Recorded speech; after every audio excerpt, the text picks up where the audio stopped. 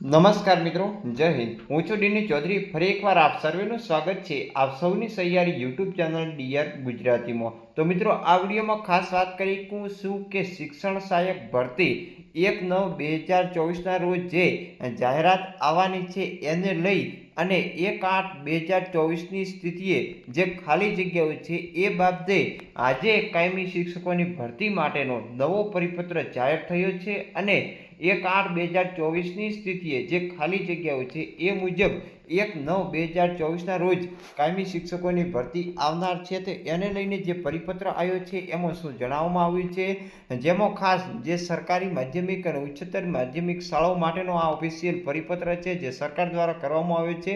આ પરિપત્રમાં શું શું જણાવવામાં આવ્યું છે જેવી સંપૂર્ણ વિગતો મેળવીશું આ વિડીયોમાં।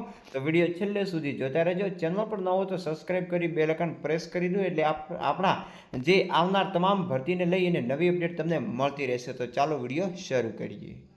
વિડીયો શરૂ કરીએ એ પહેલા ખાસ મિત્રોને વિનંતી છે કે મિત્રો, અત્યારે ટેલિગ્રામ જે છે તે વિવાદમાં ચાલી રહ્યું છે। તો ટેલિગ્રામ જે ગમે ત્યારે બંધ થઈ શકે છે।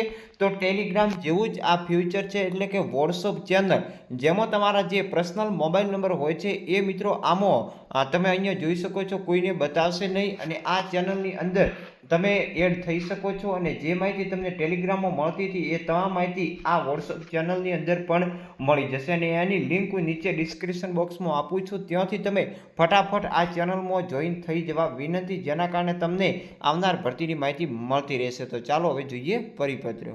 તો મિત્રો, જે આપણી પાસે પરિપત્ર છે એ પરિપત્ર 28/8/2024ના રોજ આવેલ પરિપત્ર છે અને આ પરિપત્રનો જે વિષય છે એ તમે અહીંયા જોઈ શકો છો કે રાજ્યની જે સરકારી માધ્યમિક અને ઉચ્ચતર માધ્યમિક શાળાઓમાં શિક્ષકોની ખાલી જગ્યાઓની વિગતો જે મોકલવા અંગેનો પરિપત્ર છે અને આ પરિપત્રમાં જણાવવામાં આવ્યું છે કે ઉપરોક્ત વિષય અને સંદર્ભ પરત્વે જણાવવાનું કે ભરતી સંદર્ભે પ્રમાણિત થયેલ રોસ્ટર રજિસ્ટરને આધારે રાજ્યની સરકારી માધ્યમિક અને ઉચ્ચતર માધ્યમિક શાળાઓમાં સંદર્ભિત પત્રની જે જોગવાઈઓ તથા સરકારશ્રી દ્વારા જે વખતના ઠરાવ પરિપત્રને ધ્યાન લઈ અને શિક્ષણ સહાયકની 1/8/2024ની સ્થિતિએ ખાલી જગ્યાઓ મોકલી આપવા જણાવવામાં આવે છે।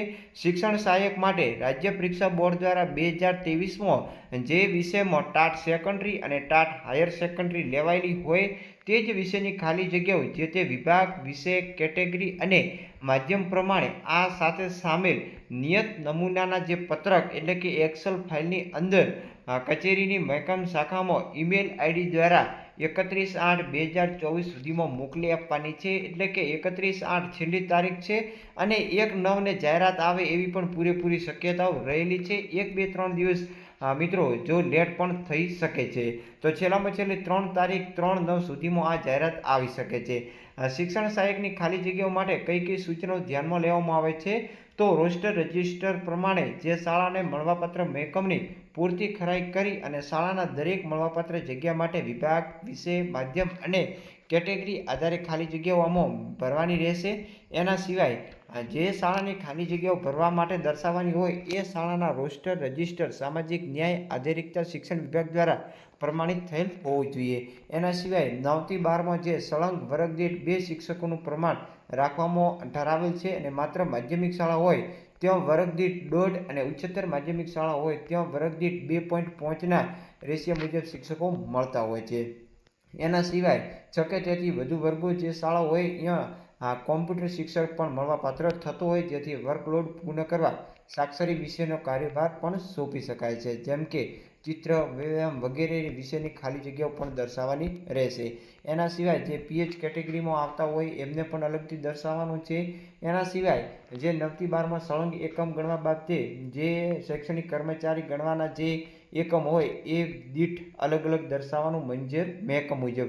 એના સિવાય અમુક જે તમે નિયમો છે એ આપણે કંઈ ખાસ કામના નથી, છતાં પણ તમારે વાંચવા હોય તો તમને ટેલિગ્રામ અને વોટ્સઅપની જે ચેનલ છે એની અંદર તમને મળી જશે। ખાસ તો મિત્રો વિનંતી છે કે વોટ્સઅપ ચેનલમાં અત્યારે જોઈન થઈ જઈ શકો, કારણ કે આગામી સમયમાં ટેલિગ્રામ બંધ પણ થઈ શકે છે અને બીજી માહિતી જે છે તે તમારે જો વાંચવી હોય તો તમે વાંચી શકશો, ખાસ આપણે કામની નથી। તો જે મુખ્ય નાયબ શિક્ષણ નિયામક મહેકમ ગુજરાત રાજ્ય ગાંધીનગર દ્વારા આ ઓફિશિયલ પરિપત્ર કરવામાં આવ્યો છે.